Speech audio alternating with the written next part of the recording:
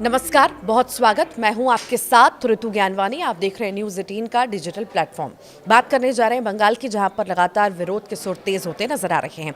बंगाल में मतदाता सूची के विशेष पुनर्निरीक्षण को लेकर सियासी घमासान मचा है, यानी एसआईआर को लेकर। मुख्यमंत्री ममता बनर्जी ने एसआईआर के विरोध में मार्च निकाला, तो वहीं भाजपा ने समर्थन में जुलूस निकाला। ममता ने भाजपा पर लोगों के अधिकार छीनने का आरोप लगा दिया और कहा कि एक भी वैध मतदाता का नाम काटा तो दिल्ली में आंदोलन होगा। अभिषेक बनर्जी ने भी विरोध प्रदर्शन की चेतावनी दी। बंगाल में मतदाता सूची के विशेष गहन पुनर्निरीक्षण यानी एसआईआर की प्रक्रिया मंगलवार को शुरू होने के पहले दिन ही जबरदस्त सियासी संग्राम देखने को मिला। एसआईआर के विरोध में एक तरफ जहां मुख्यमंत्री और तृणमूल कांग्रेस सुप्रीमो ममता बनर्जी ने पार्टी नेताओं और मंत्रियों के साथ कोलकाता में सड़क पर उतरकर एक विशाल विरोध मार्च का नेतृत्व किया, और इस मार्च में तृणमूल के राष्ट्रीय महासचिव और ममता के सांसद भतीजे अभिषेक बनर्जी भी शामिल हुए।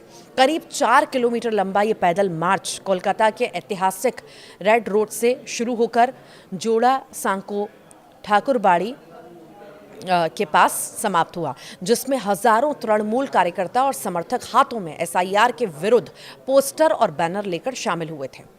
बीजेपी ने एसआईआर के समर्थन में भी जुलूस निकाला। दरअसल दूसरी ओर बंगाल में विधानसभा में नेता प्रतिपक्ष और भाजपा विधायक सुवेंदु अधिकारी ने एसआईआर के समर्थन में घुसपैठियों को देश से बाहर निकालने की मांग को लेकर कोलकाता से सटे उत्तर 24 परगना जिले के पानीहाटी में जुलूस का नेतृत्व किया।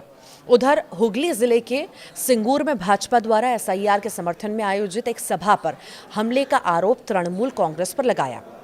आरोप है कि सभा में शामिल भाजपा कार्यकर्ताओं के साथ मारपीट की गई। इसमें कई कार्यकर्ता घायल हुए। हालांकि सत्तारूढ़ दल ने भाजपा के आरोपों का जो है खंडन कर दिया। जान दे दूंगी लेकिन किसी का अधिकार नहीं छीनने दूंगी, ये ममता बनर्जी कह रही हैं। जी हां, पैदल मार्च के समापन के बाद सभा को संबोधित करते हुए ममता और अभिषेक ने एसआईआर को लेकर भाजपा और केंद्र सरकार पर एक हमला बोला। ममता ने कहा है कि चुनाव आयोग की मिलीभगत से भाजपा लोगों का लोकतांत्रिक अधिकार छीनना चाहती है। उन्होंने स्पष्ट कहा है कि मैं जान दे दूंगी लेकिन किसी का भी अधिकार छीनने नहीं दूंगी। एक भी वैध मतदाता का नाम कटने पर दिल्ली जाकर बड़े आंदोलन और घेराव की उन्होंने फिर से चेतावनी दे डाली है। ममता ने कहा है कि लोगों के अधिकारों की रक्षा के लिए सड़क से लेकर अदालत तक लड़ाई जारी रहेगी। तो वहीं भाजपा को केंद्र की सत्ता से उखाड़ फेंकने की हुंकार भरते हुए ममता ने कहा है कि हमारा वोट हमारा अधिकार है, मैं इसे छीनने नहीं दूंगी। ममता ने आरोप लगाया कि बंगाल में 2 करोड़ लोगों का नाम मतदाता सूची से हटाकर भाजपा चुनाव जीतना चाहते हैं।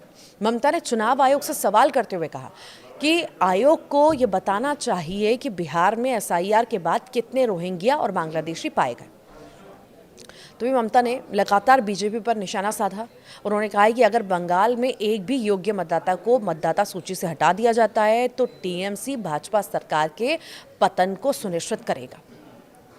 ममता ने रेड रोड पर स्थित डॉक्टर BR अम्बेडकर की प्रतिमा पर माल्यार्पण किया। मार्च यहीं से शुरू किया और हाथ में संविधान की किताबें भी उन्होंने ली हुई थी।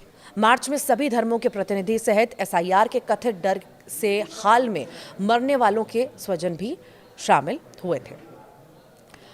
ममता ने कई सारे सवाल भी पीएम मोदी से पूछे हैं। ममता ने कहा है कि भाजपा मतदाता सूची में गड़बड़ी और फर्जी लोगों के नाम शामिल होने की बात करती है। प्रधानमंत्री मोदी, गृह मंत्री अमित शाह का नाम लिए बिना उन्होंने सवाल किया कि अगर ऐसा है तो आप इतने सालों से किस वोटर लिस्ट से जीतते आए हैं और केंद्र और कई राज्यों की सत्ता में हैं। अगर ये लिस्ट झूठी है तो आपकी सरकार भी झूठी है, आपका पद भी झूठा है। उन्होंने कहा कि दिखाने के लिए मोदी हर साल कुछ न कुछ कर रहे हैं। एक बार उन्होंने नोटबंदी की, आज हमें बताइए क्या आप काला धन वापस लाए?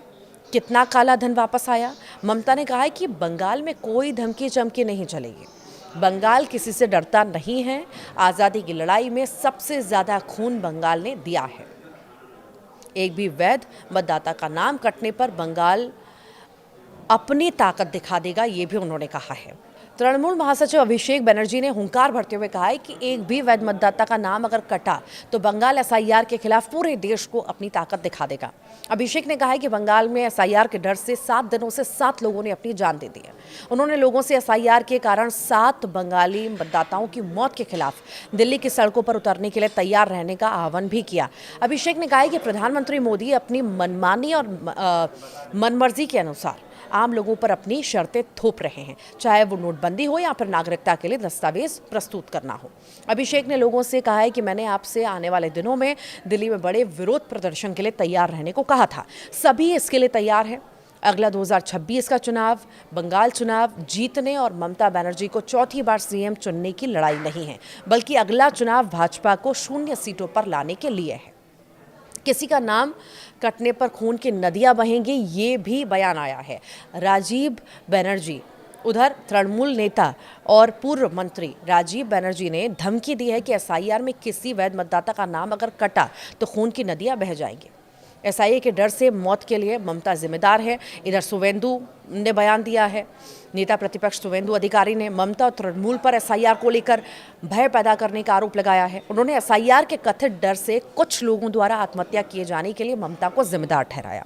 अब देखना होगा ये मामला कहां तक पहुंचता है और क्या इसी तरह से ये लगातार जो विरोध प्रदर्शन है एसआईआर के खिलाफ आवाज़ें बुलंद हो रही हैं बंगाल में, क्या ऐसी ही जारी रहेंगी? जो दिल्ली में डेरा डालने की बात कही गई है, प्रदर्शन की बात की गई है, क्या वो भी हमें आने वाले दिनों में देखने को मिलेगा? एसआईआर कितना सही आप मानते हैं, या वाकई में आपको ही ममता बनर्जी सही लगती हैं, या जो फैसला सरकार की ओर से लिया गया है वो सही लगता है? कमेंट बॉक्स में ज़रूर बताइएगा।